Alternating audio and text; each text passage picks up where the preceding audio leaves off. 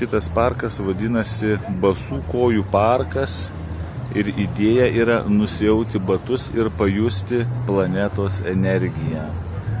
Va yra žvyrelis pabarstytas, akmenys. Čia vėlgi kažką, nežinau, ką čia vaizduoja. Čia gal jūs geriau žinote, man pasakysite. Čia smėliukas pabarstytas. O, matau, ten žmonės, kai kurie nusiauna batus.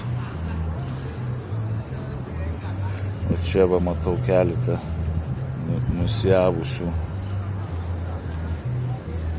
Nu va, paaiškinu, man sutikau vietinius besivaikščiančius basus ir sakau, tai kame čia raplės reiškia? Tai raplės yra tame, kad skirtingų gradacijų uolienomis pabarstyti takai, tai yra skirtingos tekstūros. Tai va čia kažkur yra smulkesnis, kažkur yra stambesnis grūdas ir kai vaikštai reiškia basomis, atseit jauti įvairius pojūčius kojomis.